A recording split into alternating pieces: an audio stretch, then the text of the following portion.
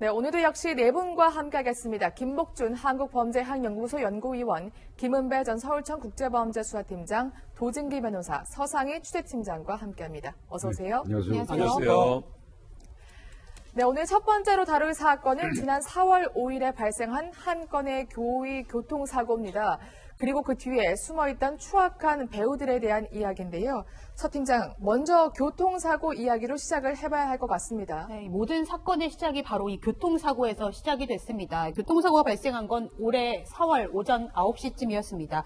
60대 여성이 자신이 살던 이 경남 양산의 아파트에서 나와서 아주 일상적인 하루였어요. 횡단보도를 건넜습니다. 그런데 갑자기 주변에 있던 승용차에 그만 치고 맙니다. 차량은요, 여성을 들이받은 채 그대로 17m나 계속해서 주행을 했고, 여성은 그만 이 사고로 뇌사 상태에 빠지게 됩니다. 네, 어딘가 좀 이상합니다. 일단 횡단보도를 건너고 있던 보행자를 쳤고요. 운전자가 만취 상태도 아니었다고 해요. 네, 아마 경찰이 이 사건이 발생하고 난 다음에 그 인근에 있는 CCTV를 전부 분석을 했을 겁니다. 네. 그래서 CCTV를 분석하면서 경찰관이라면 누구나 이거는 고의성이 있다고 인정할 수밖에 없었을 거예요. 네. 왜 그러냐면요. 조금 전에 설명하신 것처럼 17m를 그대로 진행을 했지 않습니까? 네. 이 경우는요.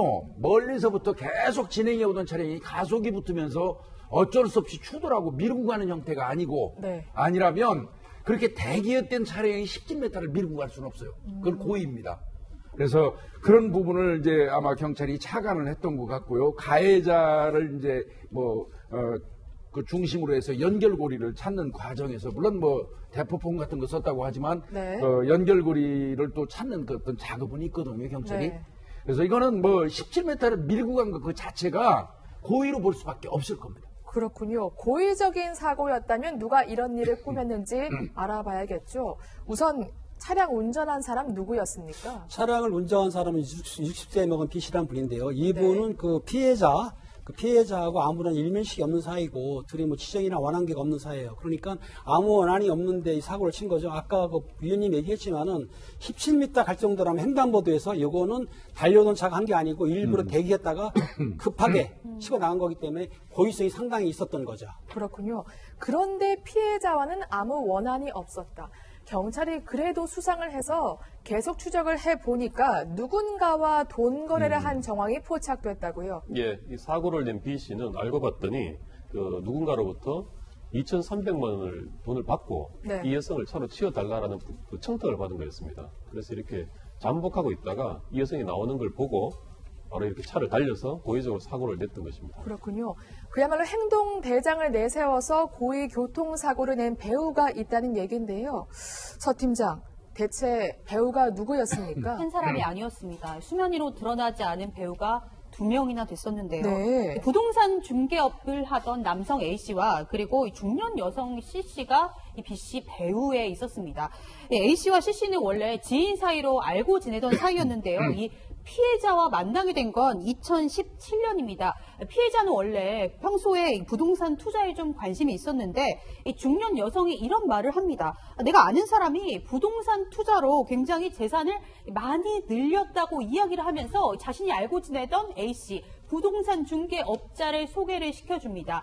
이 말에 속아서 60대 여성, 그러니까 피해자는 이 A씨에게 11억 6,500만 원을 건네고 말았는데요. 그런데 이 부동산 투자로 거액을 벌었다는 말, 신빙성이 좀 떨어지는 말이었습니다.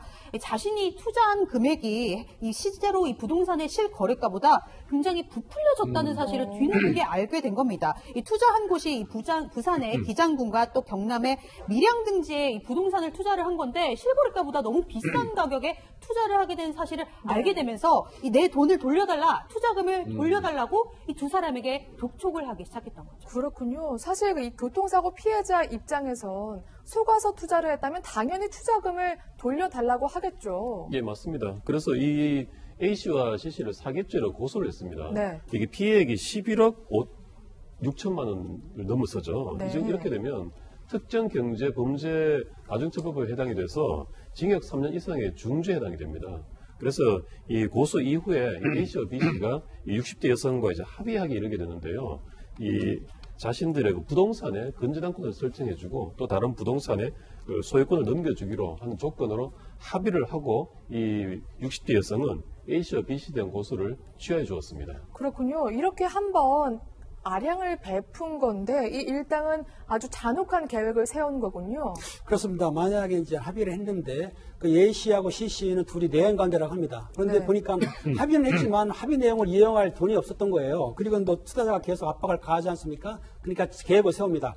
교통사고를 위장해가지고 살해하거나 식물인간을 만들자로 이렇게 계획을 했어요. 네. 그래서 보면은 이제 둘이서 통화 내용을 좀 확인해 보니까 살짝 건드리지 말고 식물인간을 만들어 버리자라고 했으면서 확실하게 없애버리자. 그러니까 통화 내용이 그런 내용이에요. 그러니까 네. 이 계획을 세워가지고 그 피해자, 그 투자자를 아예 식물인간 만들거나 아니면 살해하기로 둘이 공모를 시작했던 거죠. 너무나 끔찍합니다. 정확한 지금 통화 내용은요. 슬 건드리면 안 되고 안 죽을 정도로 식물 인간을 만들자. 사실 이 식물 인간이 된다고 해서 안 갚을 또 되는 건 아니잖아요. 돈을요. 그런데 이제 아마 이들은 그 식물인간 상태에 있으면 뭐 각종 뭐 소송을 제기한다거나 할 때 또 본인들한테 유리한 결과를 도출할 수 있잖아요. 네. 상대가 의식을 뭐 잃은 상태라면 그래서 아마 그런 생각을 한 것 같은데요. 이 세 사람은 애초부터 공모를 하는 단계에서부터 이른바 얘기하는 대포폰을 사용을 했습니다. 네. 추적당하지 않겠다는 거죠. 그러면서 투자자 그러니까 이제 이 피해자죠, 이 사건의 피해자의 동선을 쭉 파악을 했어요. 시간대별로 아침 몇 시경에 주로 집 앞에서 나와서 어느 동선을 거쳐서 이렇게 걸어가고 이런 거를 미리 네. 파악을 하고요.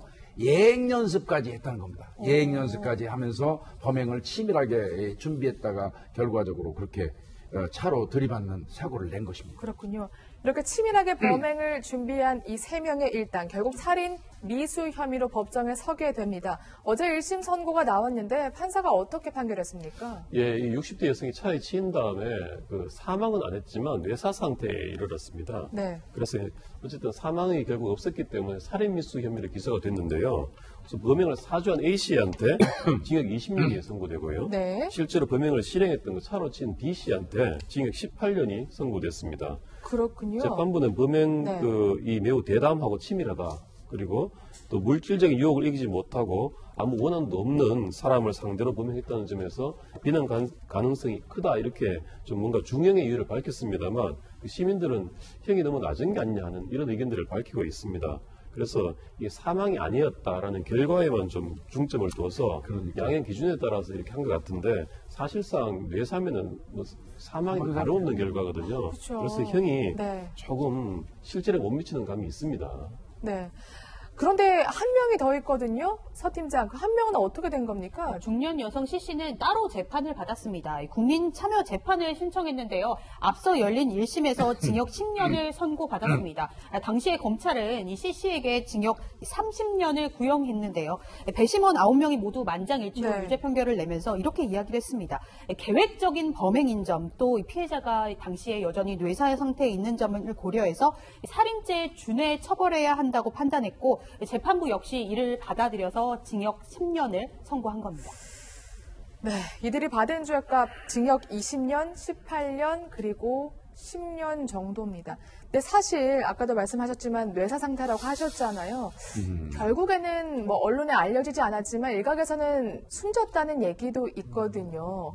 그러면 지금 다시 재판을 해서 살인죄로 처벌을 할 수 없는 겁니까? 이게 항소심 재판이 끝날 때까지 만약에 사망의 결과가 밝혀지면 검찰이 살인죄로 공소장 변경을 하게 될 겁니다. 아, 그래요? 네, 그럼 형이 높아지게 될 겁니다만 그 판결이 확정된 이후에 만약에 이제 사망의 결과가 생긴다면 더 이상 이 재판을 새로 할 도리는 없습니다. 그렇군요. 그렇다면 검찰이 항소하는지 한번 지켜봐야 할 것 같습니다.